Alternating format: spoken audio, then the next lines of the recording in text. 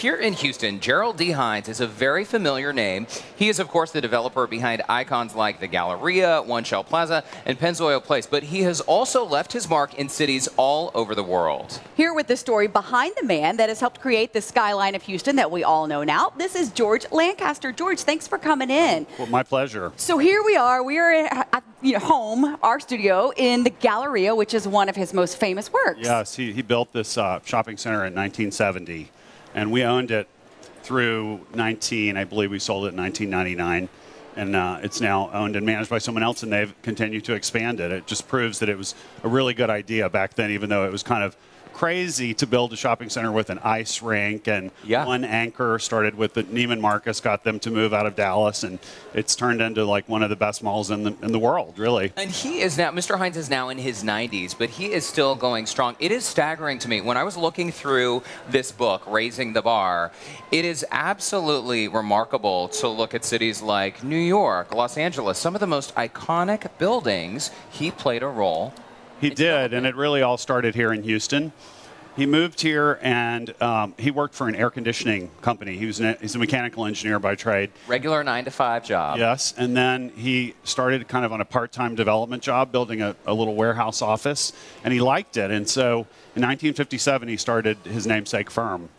And today, you know, the rest is history. We have 92 and point something billion dollars of assets under management. We've built more than 11. It's a lot. It's like we've built more than 1,100 buildings around the world. But his first, iconic project was here in Houston, One Shell Tower, and then moved on to Pennzoil, and then we kind of took that business model globally, and it's worked. But it's a huge process of trying to like tweak the buildings so that they each look a little bit different, and you're creating skylines is what you're doing. What he did, in a nutshell, is he brought what's now called a starchitect. He brought top quality architects into commercial architecture because he's an engineer and thinks of ways to do things, maybe not as expensive as you would normally working with an architect of that stature. More of those kind of nuts and bolts behind it? So he was able to build these iconic projects and make them a good investment.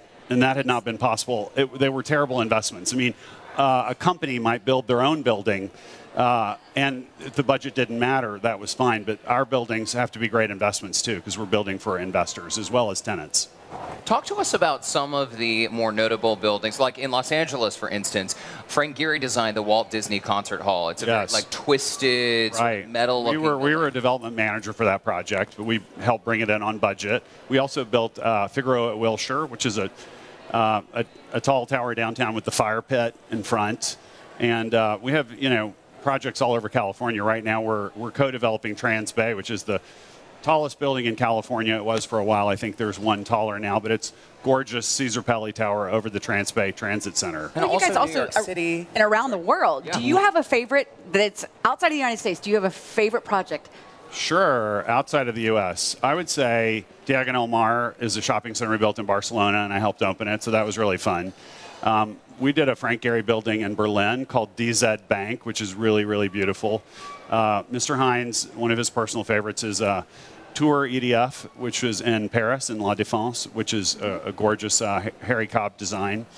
There's so many. I mean, it's hard to pick. If you ask him, he would say probably one of the Houston buildings, one of the early buildings. There's also the Gerald D. Hines College of Architecture at the University of Houston. Yeah, it's one of our favorite charities, obviously, but he really believes in education, and what he's trying to do with the College of Architecture is to transmit, great development and responsible development to the next generation who will then, improve the built environment for years and years to come. Well, we have to also mention the water wall and the park. Yes. The park is named after him. Yes, our corporate headquarters is still in Williams Tower, which is right above the Gerald D. Hines Waterworld Park. There's a photo right there. It was unusual for them to name a park after someone living, so they broke protocol, which is a big honor for him. Oh. But he's 91 years old, still comes to work every day when he's in Houston. He travels quite a bit, really grueling travel schedule. He's an unbelievable man. Well, he speaks like all over the world, doesn't he? He's kind of a rock star in the business and development world, and now with the new book, I'm so glad that people are able to hear his story. More people are. Now, you guys have a couple really big projects that are opening soon. 609 Main being one of them. We do. 609 Main is a new age office tower. It's it's our next generation. It is super cool. United Airlines is going to be moving their headquarters there. It's spectacularly beautiful. I keep seeing it driving into town and from different angles. And it is 48 stories, so it cuts a nice silhouette and really interesting top on it. It's gorgeous. John Picard is the architect. And the Southmore as well. Southmore is a multifamily development. We actually, in addition to retail early on, we built a lot of residential. We didn't do so much as the company expanded, but we're back in it big time, and we're doing a lot of rental apartments. There's Waterworld Place here in 2111 over in Montrose, and now the Southmore in the Museum District. It's a, I think, 24-story tower, about 235 units. So I wish you could have seen this one yesterday. His nose was in the book for hours. I mean, you've got to talk quickly about the book. Well, the book was a labor of love for me because I'm in communications. I worked on the project, but it's written by Mark Seal, who is a Vanity Fair contributor.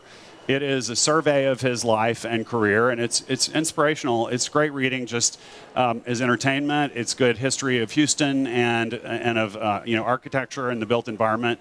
And I think people have really enjoyed it. It's a bestseller on Amazon right now. And you're right. It is a great personal picture of his life. He met the love of his life in his 50s, which there's still hope. Hey, there's still hope. I know. Awesome. And it's not only a great personal story, but just the historical photos alone, the photos of the Galleria being built, the ice rink, and all of that. And this copy that I have on my lap, we actually have a couple boxes of these. We will be doing a giveaway over the next few days. So Houston Life viewers, if you are interested in having these, it's actually a beautiful coffee table book as well. And again, yes, and the cover photo was taken by Annie Leibovitz.